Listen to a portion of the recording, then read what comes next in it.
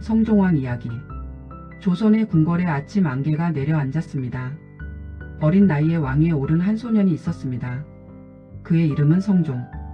피로 세운 왕조 위에 그는 지혜로 나라를 세우고자 했습니다. 권력보다 학문을 사랑했고 칼보다 제도를 다듬었으며 소리치기보다 기록으로 남기길 원했던 왕. 오늘 우리는 조선의 르네상스를 열었던 군주 성종의 이야기를 따라가 보려 합니다. 학문과 제도로 나라를 세운 군주. 어린 왕의 즉위. 1469년 조선의 9번째 왕이 된 성종은 불과 13살이었습니다. 조정 대신들은 걱정했습니다. 어린 왕이 나라를 이끌 수 있을까? 그러나 성종 곁에는 든든한 후견인이 있었습니다. 바로 대비 정의 왕후였습니다. 왕은 어린 나이였지만 매일 새벽 경연에 참여했습니다. 경연은 단순한 공부가 아니었습니다. 왕이 학자들과 토론하며 국정을 배우는 자리였습니다. 임금은 백성의 스승이 아니라 먼저 배우는 자여야 한다. 성종은 이 말을 가슴에 새겼습니다. 학문으로 다스리다. 성종의 통치는 학문으로 시작되었습니다. 그는 성리학 질서를 바로 세우고자 했습니다. 학자들을 가까이 두고 토론을 즐겼습니다. 조선은 이 시기에 문물과 학문이 크게 발전합니다. 성균관은 활기를 띠었고 지방 유학도 장려되었습니다. 정치는 사람을 바꾸는 것이 아니라 제도를 바로 세우는 것이다. 성종은 인재를 키웠습니다. 이 시기 수많은 사림이 등용되며 조선의 학문적 토대가 강화되었습니다. 경국대전 완성. 성종 통치의 가장 큰 업적. 바로 경국대전의 완성입니다. 조선 건국 이후 이어져 온 법과 제도를 정리한 국가의 기본법전. 성종은 이를 완성함으로써 조선의 통치 기반을 확립했습니다. 이 법전은 이후 500년 가까이 조선의 기틀이 됩니다. 법은 왕보다 오래 살아야 한다. 그는 개인의 권위가 아닌 제도의 권위를 세우고자 했습니다. 문화의 황금기. 성종시대는 문화의 황금기였습니다. 음악, 서화, 예약이 정비되었습니다. 궁중 의례는 체계를 갖추었고 기록 문화가 발전했습니다. 특히 실록 편찬은 매우 중요했습니다. 왕의 말과 행동을 빠짐없이 기록했습니다.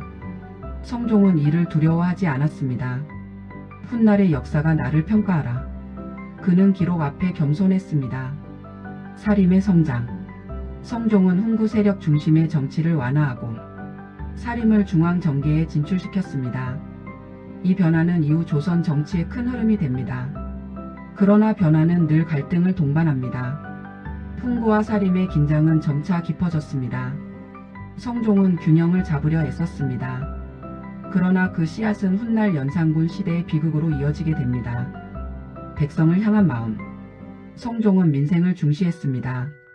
세금 제도를 정비하고 지방 수령의 부정을 단속했습니다. 그는 직접 상소를 읽고 억울한 사연을 살폈습니다. 왕은 높은 자리가 아니라 가장 무거운 자리다. 그의 통치는 비교적 안정적이었습니다. 큰 전쟁 없이 나라를 지켜냈습니다. 내면의 고독. 화려한 궁궐 안. 그러나 왕의 밤은 고독했습니다. 정쟁 속에서 균형을 잡아야 했고 왕비와 후궁 사이에 갈등도 있었습니다. 특히 패비 윤씨 사건은 훗날 큰 상처로 남습니다. 이 사건은 아들 연산군의 폭정과 연결됩니다.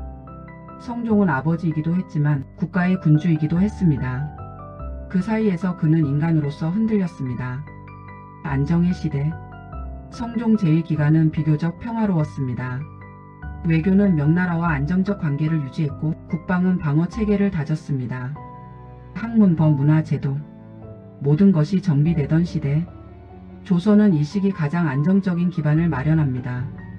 마지막 시간. 1494년. 성종은 38세의 나이로 세상을 떠났습니다. 짧은 생애였지만 그가 남긴 제도는 길게 이어졌습니다. 왕위는 연산군에게 넘어갑니다.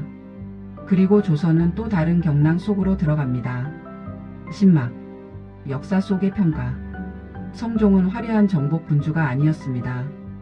그러나 그는 정비의 왕이었습니다. 조선의 틀을 완성한 군주. 그가 없었다면 조선의 중기 안정도 없었을 것입니다.